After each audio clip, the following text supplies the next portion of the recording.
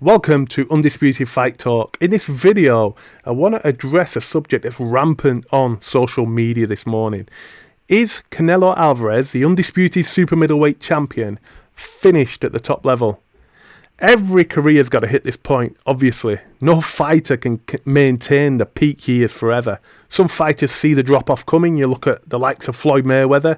He beats Manny Pacquiao. He knows he's massively on the decline then. He goes on, he fights Andre Berto. He beats Conor McGregor, gets out the sport. Fantastic. You get some fighters who either A, don't see the decline, or B, struggle to accept it. Think Muhammad Ali losing to Trevor Berbick and Leon Spinks. Ali wouldn't lose to them in his prime. Mike Tyson the same. Back end of his career, loses to Danny Williams, loses to Kevin McBride. He could beat them both on the same night. Some fighters either just can't accept it or they just don't see it.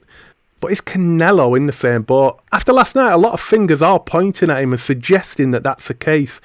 If you haven't seen it, last night, Canelo Alvarez, he fought and beat WBO mandatory challenger John Ryder in Mexico. Absolutely massive event. Good fight. Good, solid, entertaining fight. If you haven't seen it, I suggest you go and watch it. But was the performance as bad as many people are making out? Now, here's my view on it all. If you agree or disagree, let me know in the comments. Many fans don't know who John Ryder is, especially American fans. If you don't know who a fighter is, it's nothing wrong with that. We can't keep up with every single fighter on the planet. You go straight to BoxRec. You look at BoxRec at John Ryder, the first thing you'll see, he suffered 5 losses. So straight away you're thinking, this kid's not all that. How can he keep up with Canelo, who's never lost at super middleweight? This kid's lost 5 times. You look at who he's lost to. Callum Smith, Canelo beat him last year. Rocky Fielding, Canelo absolutely destroyed him. Jack Arnfield, not a lot of people knew who Jack is. Nick Blackwell, he got stopped off Nick Blackwell and he lost to Billy Joe again. Canelo beat Billy Joe Saunders just a year ago. So you look at who he's lost to, you're thinking he's lost 5 times. He's lost to 3 people that Canelo's beaten. Absolutely no chance that this kid can pose much of a threat to Canelo.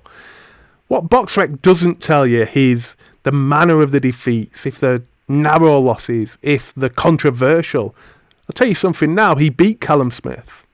And I'm not the only one to think that. A lot of boxing fans will tell you John Ryder should have got the nod against Callum Smith.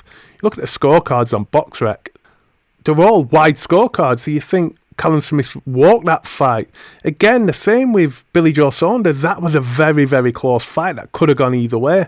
The Rocky Fielding fight was a split decision. John Ryder could have got that nod too, so BoxRec is hard to really paint a true, accurate picture of a fighter.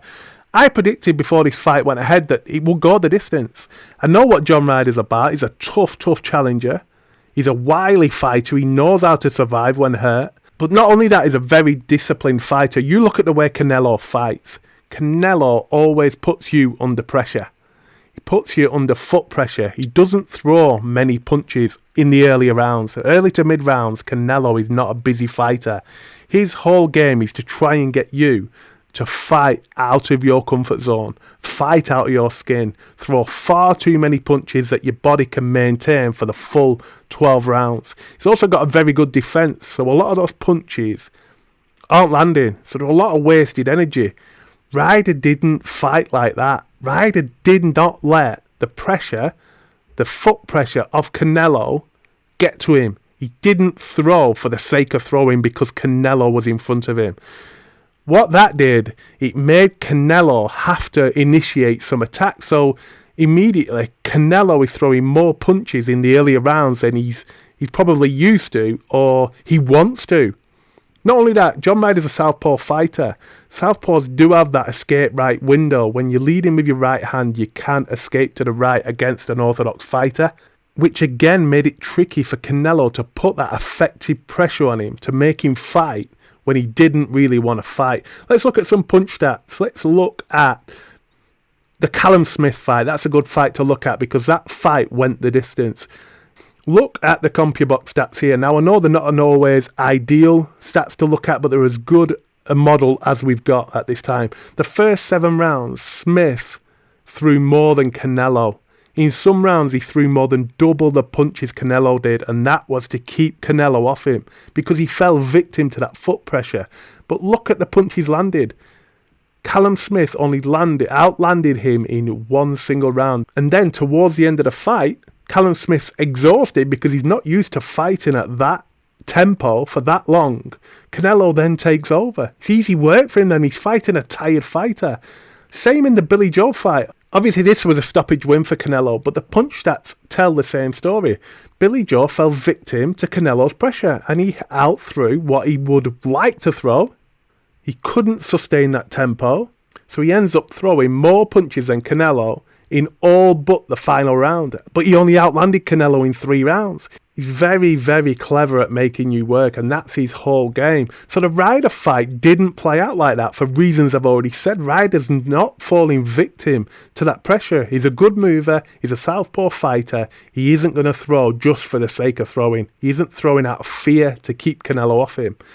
What this fight did show, though, was Canelo's adaptability. He had to start initiating attacks. He had to start throwing more punches than he probably wanted to himself to win them rounds, to take them rounds. Does that mean that Canelo Alvarez is on the decline? I'd say no. I don't think there's a massive noticeable drop-off from the last meaningful fight he won against Caleb Plant.